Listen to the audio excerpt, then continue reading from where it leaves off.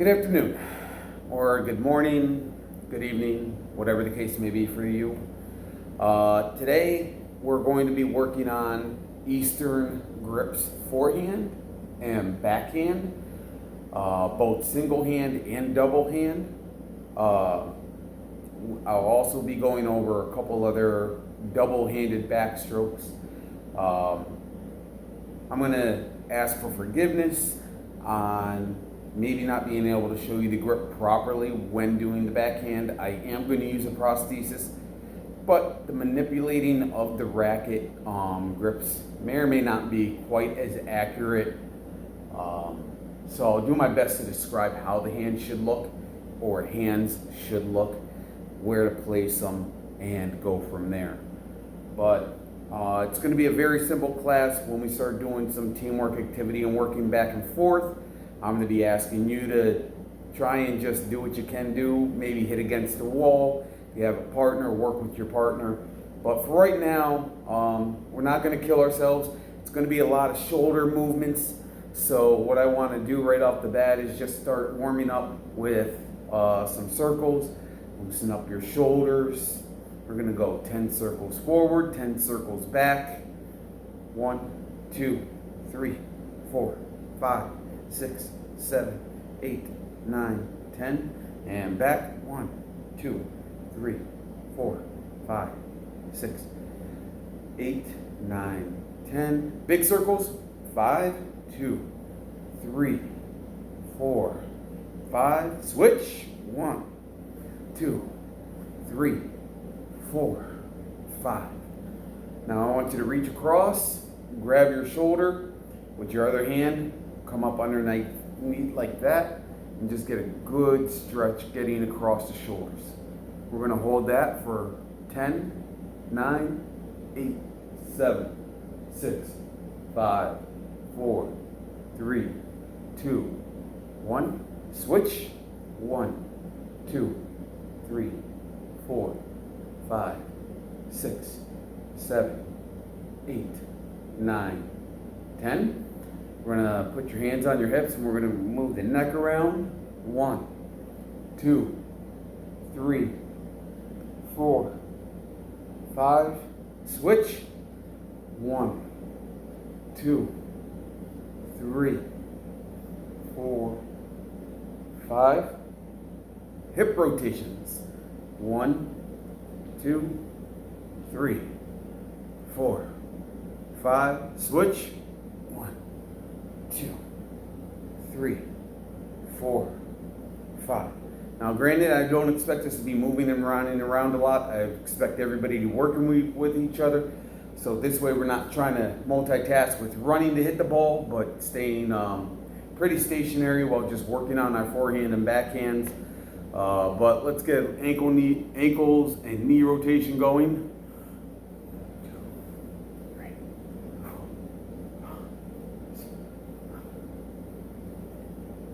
9, 10. Switch. 1, 2, 3.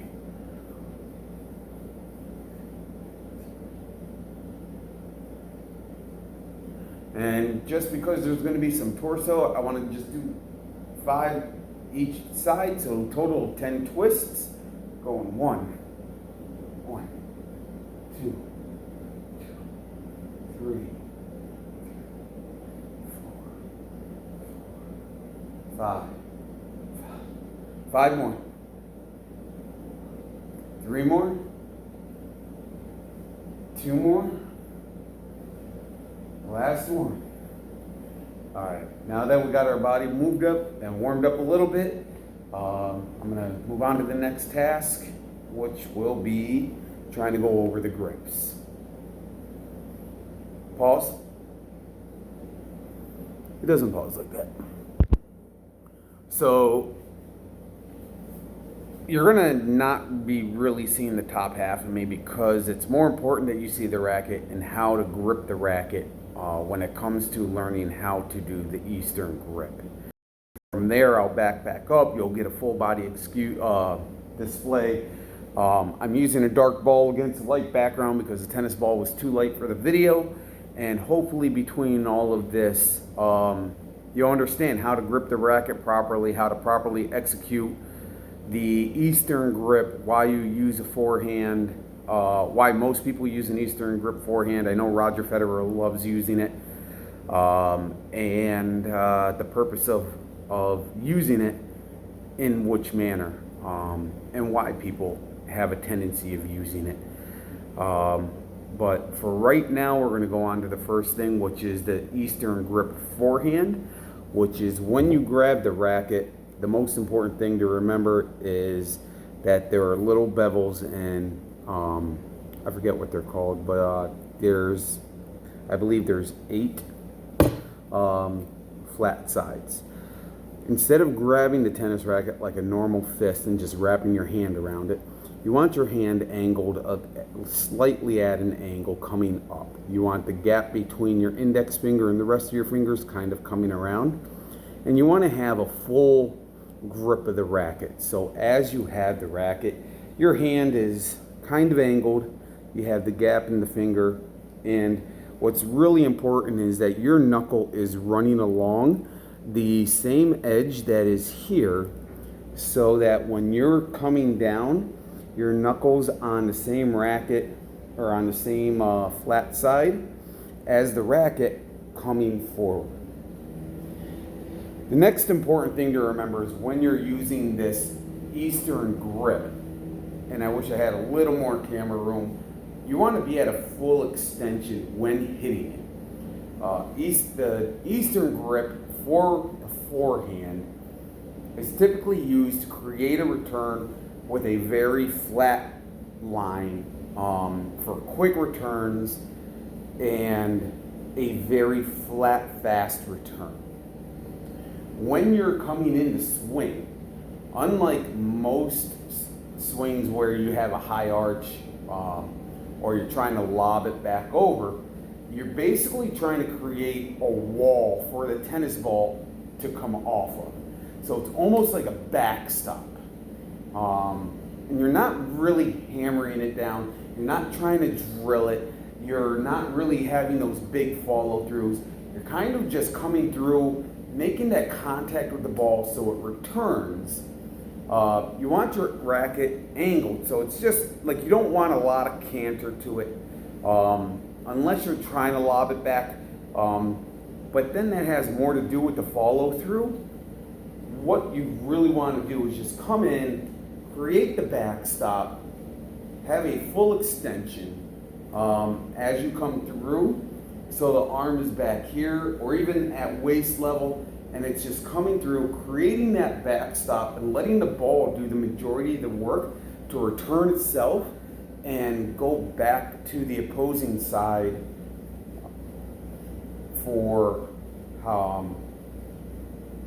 a quick return, a faster volley, and to try and gain an edge if you know you can outplay your opponent with speed.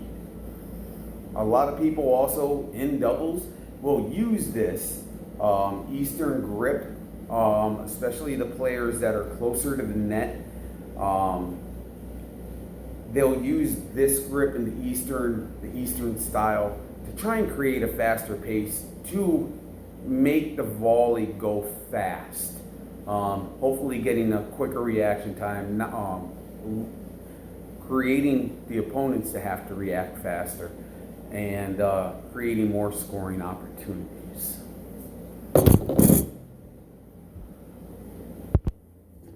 Now, when I go to do the backhand's going to be same thing.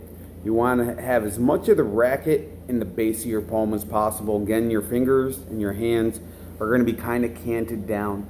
You really want that knuckle following that beam, that top beam right there. So as you're following through, again, you have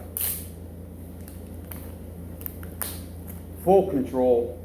You create a back powerful Eastern grip backhand. It'll also allow you to have a lot of topspin going into it. So as you are working on your backhand, it's fast, it's effective, it's right there. Roger Federer loves this. He uses it in his utility all the time. It's one of his favorite grips for his backhand. And it just allows a lot of power to come through. It allows a fast, flat return, and it is super easy to generate the topspin. So this way, instead of the ball landing and having more of an arch, the topspin with this backhand allows the ball to land and then basically take off forward rather than land and bounce. And again, it's all about the coming up. You want to have a nice high arch, and when you come down, you're swinging down, but you're leveling off. And again, keeping your racket where there's not really a lot of tilt to it, but coming down, allowing your body to do most of the work, and just creating a back wall for the ball to do the majority of the work. You really don't want to follow through unless you're trying to get a lob on this. You really want to come down and just try and stop level with the ball and create a flat wall for the ball to come off of.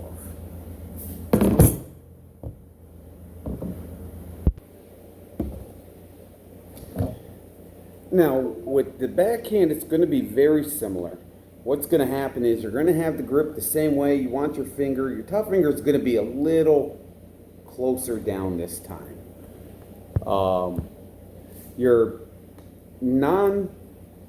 Your backhand, or the arm that's going to be more behind, is going to follow through and almost be topping right over each other.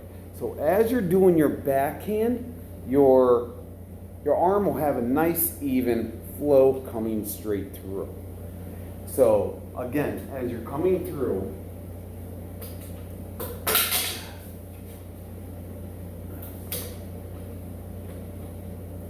you want your hands together like so.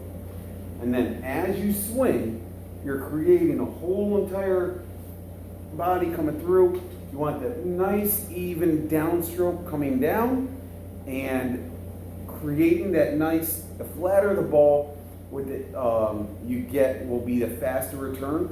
So if you want that nice fast return pace with the backhand, tons of power, create a nice flat even hit.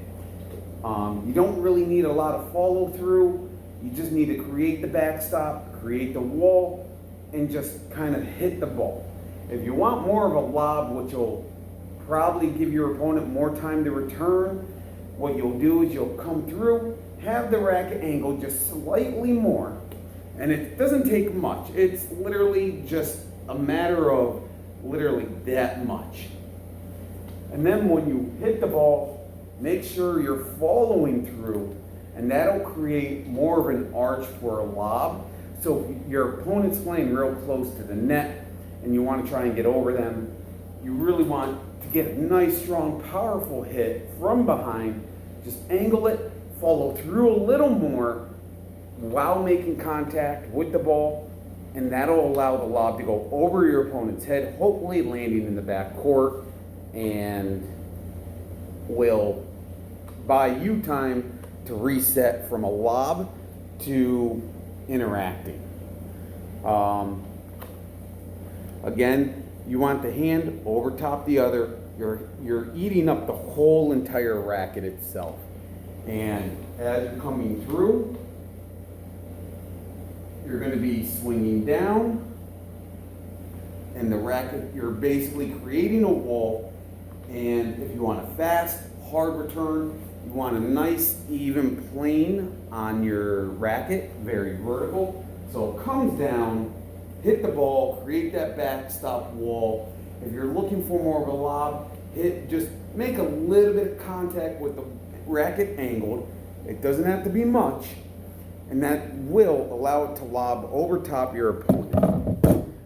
Now, since we went over these couple little grips, the forehand, the backhand, let's take some time and either hit the ball against the wall just so we could get comfortable practicing and playing with one another.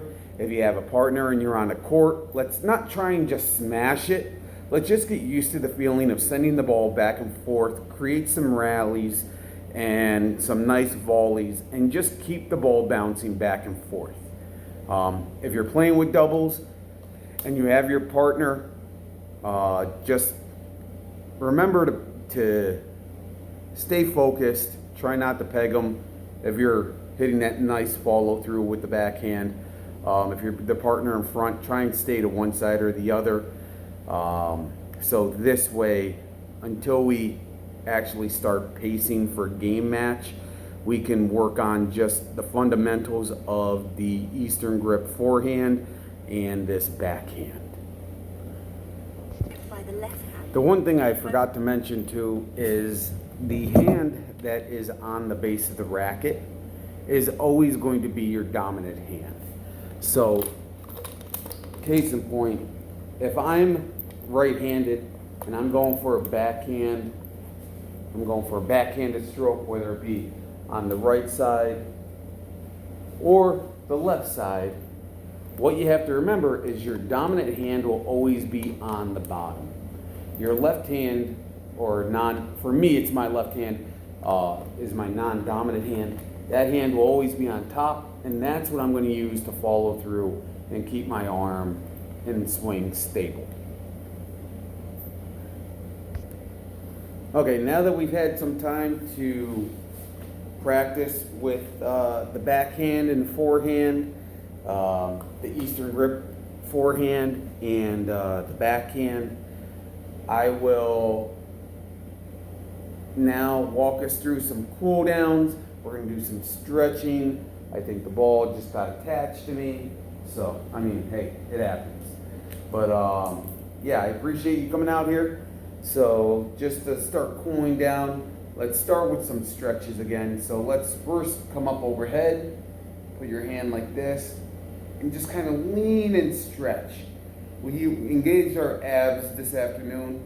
Hold that for about 5 count, and then we're going to switch over to the other side. So change over. You just feel the stretch all in your sides and your obliques. Get a nice good stretch. Didn't work us out too hard, but again, now with the torso twist, just do 5 each side. 2, 3, 4, 5. Let's go with the small circles first. We're going to do 10 back, 10 forward, and then switch into big. 5 back, 5 forward, 5, 6, 7, 8, 9, 10. Switch.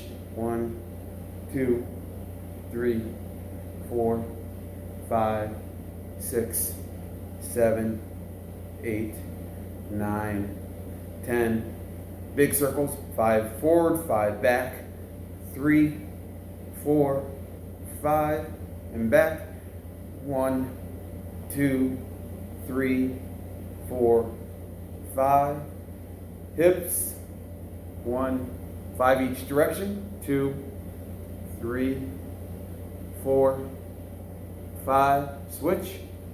1, 2, 3, 4, 5. Grab the rear quad, do a quick quad stretch. Since we ended up doing a little bit more running around because our partners couldn't hit the balls to us. 2, 3, 4, 5. Switch legs. 10, 9, 8, 7, 6, 5, 4, 3, 2, 1. Go back to your first leg. 10, 9, 8, 7, 6, 5, 4, 3, 2, 1. Switch. 10, 9, 8, 7, 6, 5, 4, 3, 2, 1. I thank you much. I appreciate you joining me for this brief lesson on the Eastern Grip backhand and forehand strokes.